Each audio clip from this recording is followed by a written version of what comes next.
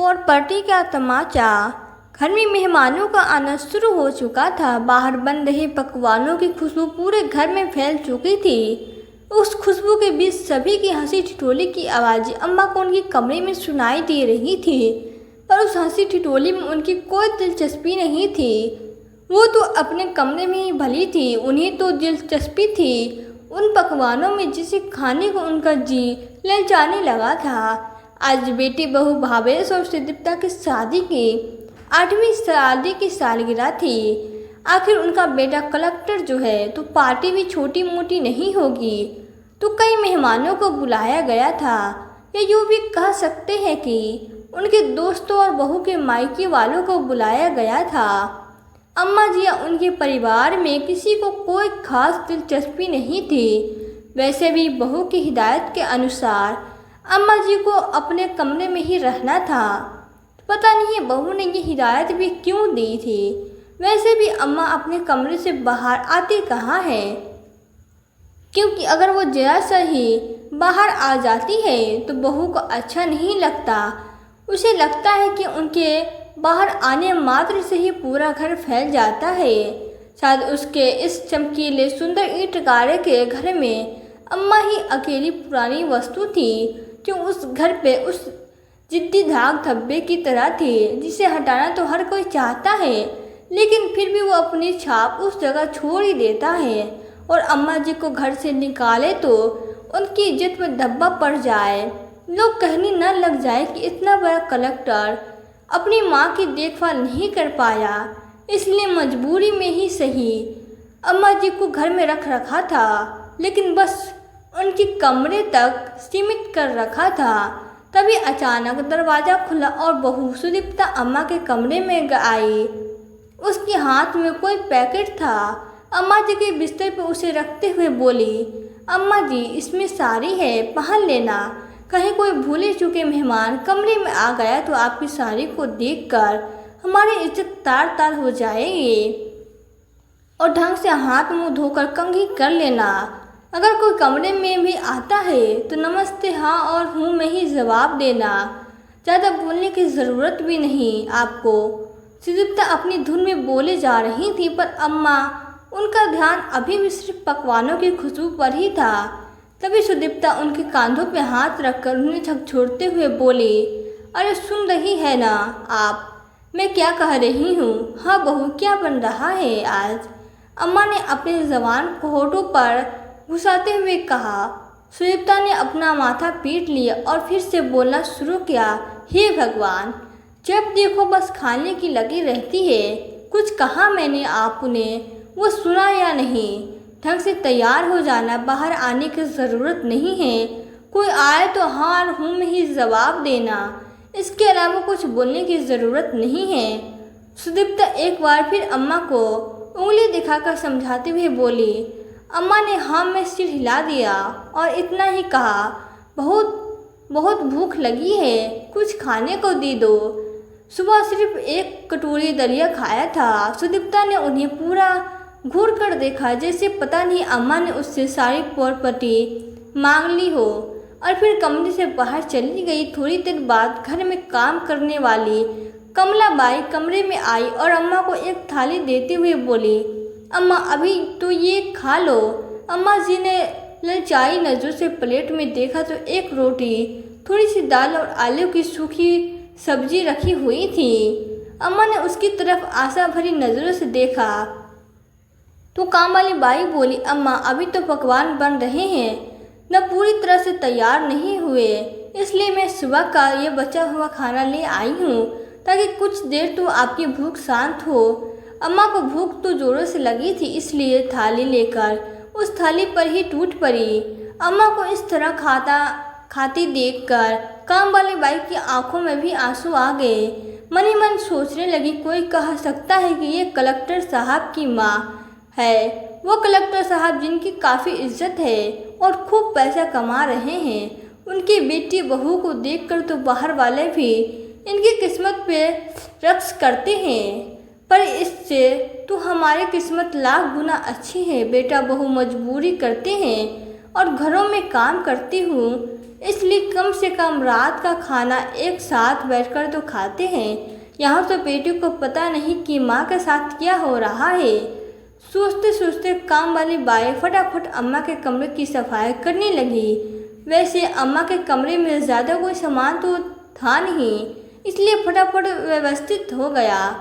पूरे कमरे को व्यवस्थित कर बाहर से 2 कुर्सियां लाकर अम्मा के कमरे में रख दी ताकि कोई आए तो बैठने के लिए कुछ तो हो। तभी बाहर सुदीप्ता की आवाज़ आई तो काम वाली बाई बाहर आ गई। इधर माँ ने फटाफट थाली साफ कर डाले, पर भला एक रोटी से क्या हो, भूख तो अभी भी जोरों से लग रही थी, पर बोलती किससे। मन मारकर थाली एक तरफ रख जैसे तैसे उठी और हाथ मुंह धोकर पैकेट में से साड़ी निकाली। साड़ी बिल्कुल नई थी, उसमें से टैग भी नहीं हटा था। पूरे 410 की साड़ी थी। उसे देखकर ही अम्मा खुश हो गई। मेरे बच्चों ने पहली बार मेरे लिए साड़ी खरीदी, पर साड़ी के साथ ब्लाउज और पेटीकोट तो था ही नहीं, इसलिए अपने पुराने ब्लाउज पेटीकोट के साथ ही साड़ी पहन ली। थोड़ी देर बाद सारे मेहमान बाहर इकट्ठे हो गए तो केक काटने का वक्त हो गया। भावेश और सुदीप्ता केक काटने के लिए एक साथ आ गए। तभी भावेश के किसी दोस्त ने कहा, अरे भावेश, घर में आंटी जी भी तो है, उन्हें भी तो बुलाओ। आखिर तुम्हारी ज़िंदगी का इतना खुशी का दिन है तो उन्हें तो यहाँ होना ही चाहिए।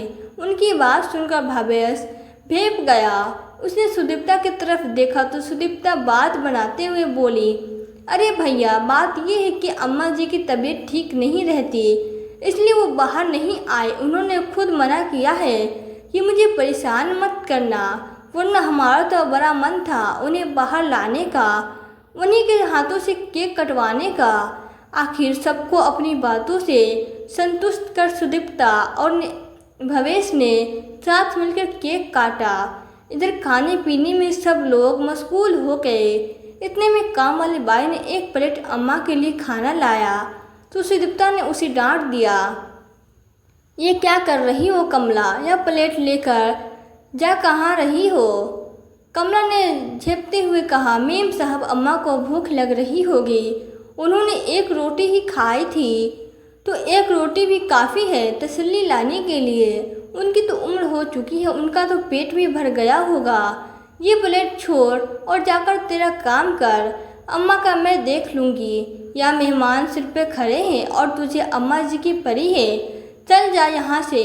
आखिर मजबूरन काम वाली बाई को प्लेट वहीं पर रख कर अपने काम पर जाना पड़ा। इधर सुदीप्ता अपने दोस्तों के साथ बिजी हो गई।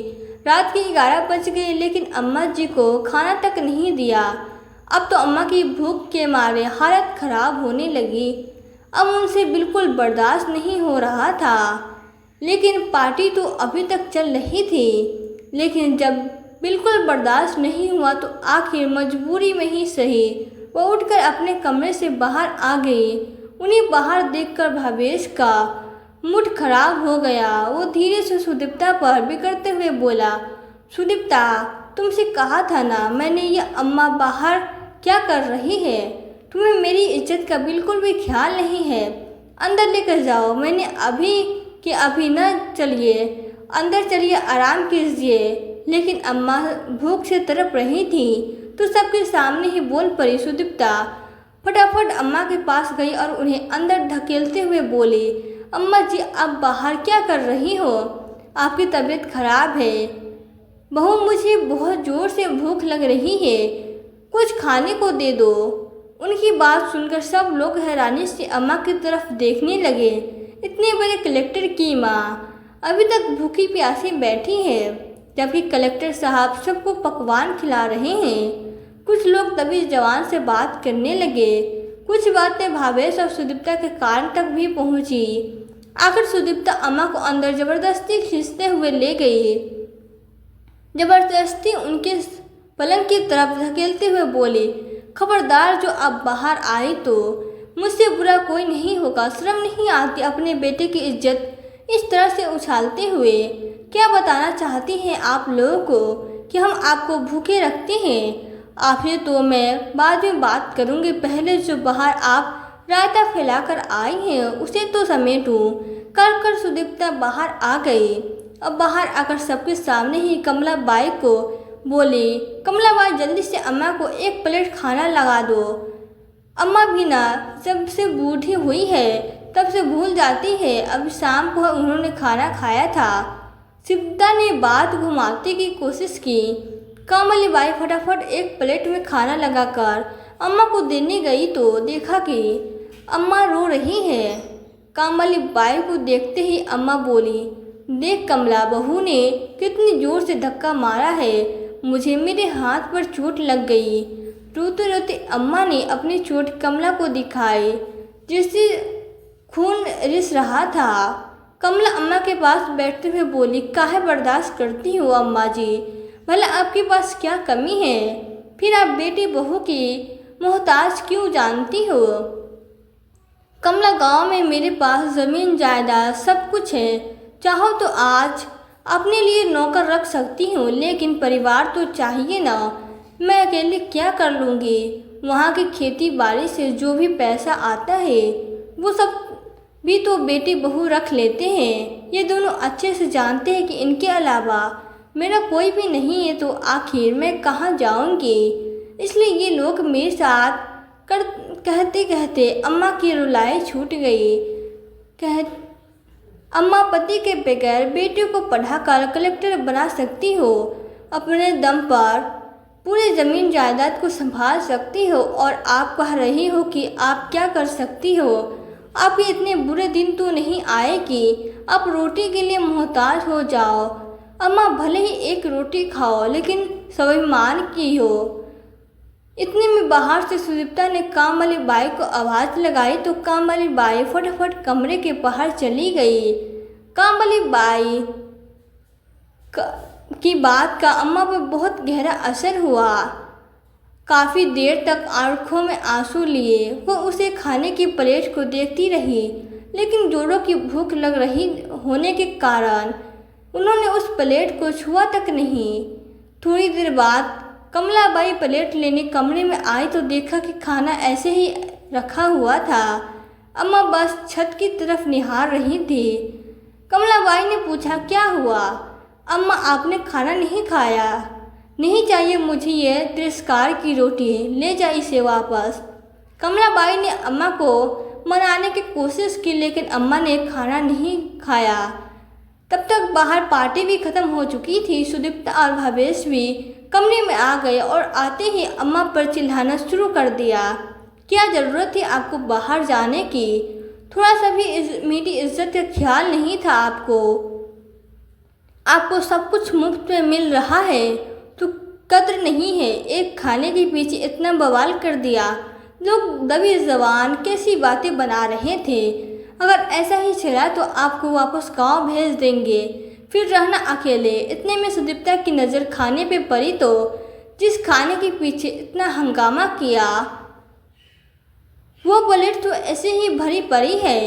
खाना है तो खाइए, नहीं तो भगवान का नाम जपिए। मुझसे नहीं उठाए जाते आपके नखरे। उसने भावेश की तरफ देखते हुए कहा, बस भावेश, बहुत हो चुका है, मैं नहीं उठा सकती इतने नखरे। इनको वापस गांव भेज दो। ठीक है, मैं कल ही उन्हें गांव भेज देता हूँ। वहाँ अकेली रहेगी तो अकल ठिकाने आ जाएगी। भावेश ने उनकी हाँ में हाँ मिलाते हुए कहा और दोनों कमरे से बाहर आ गए। भावेश ने दूसरे दिन ही अम्मा को गांव भेज दिया। गांव आने के बाद अम्मा ने सबसे पहले अपने वकील को बुलाकर अपनी सारी ज़मीन जायदाद सब भावेश को बेदखल कर दिया। वसीयत के अनुसार उनके मरने के बाद सारी प्रॉपर्टी ट्रस्ट को चली जाएगी। वो ट्रस्ट जो बुजुर्गों और अनाथ बच्चों के लिए काम करती थी।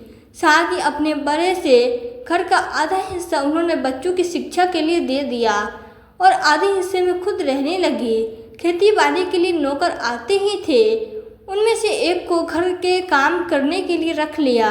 अब अम्मा स्वाभिमान और सुकून की रोटी खाती है थी। साथ ही इस बार खेती बाड़ी से होने वाली इनकम को भावेश के पास न भेजकर उन्होंने अपने पास ही रख लिया। जब पैसा भावेश के अकाउंट में नहीं आया तो भावेश और सुदीप्ता दोनों ही गांव आ गए। आते ही देखा कि घर के आधे हिस्से में बच्चे पढ़ाई कर रहे थे, इसलिए वो घर के दूसरे हिस्से की तरफ गए जहाँ अम्मा रहती थी और आते ही अम्मा से बोले, अम्मा ये घर में बच्चे पढ़ाई कैसे कर रहे हैं और इस बार क्या खेतों में कोई कमाई नहीं हुई जो पैसे अकाउंट में नहीं डाला। उनकी बात सुनकर अम्मा ने कहा, घर का आधा हिस्सा मैंने बच्चों की शिक्षा के लिए दे दिया है और रही बात कमाई की तो हुई थी कमाई पूरे 7 लाख रुपए कि वो मैंने अपने अकाउंट में रख लिए हैं। आप पैसों का क्या करेंगे अम्मा जी? और किससे पूछकर अपने घर का आधा हिस्सा बच्चों की शिक्षा के लिए दे दिया। अब की बार सुदीप्ता ने कहा, मुझसे पूछा क्या है, संपत्ति मेरी थी तो मैंने अपने अनुसार इस्तेमाल कर ली। वैसे तुम लोग होते कौन हो मुझसे यह सब कहने वाले? कैसी बातें कर रही हो अम्मा? हम आपके बेटे बहू हैं, आपका भला बुरा अच्छे से जानते हैं। भावेश ने बिगड़ते हुए कहा, कौन से बेटी बहू जो रोटी तक के लिए अपनी माँ को तरसा देते हैं? देख बेटा, ऐसे बेटी बहू मुझे नहीं चाहिए। वैसे भी मैं तुम्हें प्रॉपर्टी से बेदखल कर चुकी हूँ तो अब गांव में तुम्हारे लिए कुछ रखा भी नहीं है।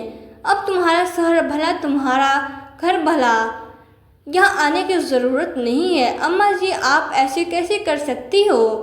अम्मा की बात सुनकर सुदीप्ता चिल्लाते हुए बोले, मैंने प्रॉपर्टी से बेदखल किया है, कम से कम धक्का देकर किसी को चोटिल नहीं किया जैसे तुमने मेरे साथ किया था। बहू वैसे भी अब न इस प्रॉपर्टी में तुम्हारा कोई हिस्सा है और न ही मेरी ज़िंदगी में रही। बात मेरे मरने की बात की तो मेरी चिंता को अग्नि देने मत आना। गांव में कोई भी इंसान मेरी चिता को अग्नि दे देगा। कम से कम यहाँ के लोगों में इंसानियत जिंदा है। अम्मा जी के गुस्से भरे चेहरे को देखकर दोनों की हिम्मत नहीं हुई कुछ कहने की, इसलिए दोनों ही अपना सामान लेकर शहर के लिए रवाना हो गए। दोस्तों, हमारा आज का वीडियो आपको कैसा लगा? वीडियो पसंद आई हो तो वीडियो को लाइक कर दे, चैनल को सब्सक्राइब कर दे। मिलते हैं फिर नई वीडियो में नई कहानी के साथ। तब तक के लिए धन्यवाद।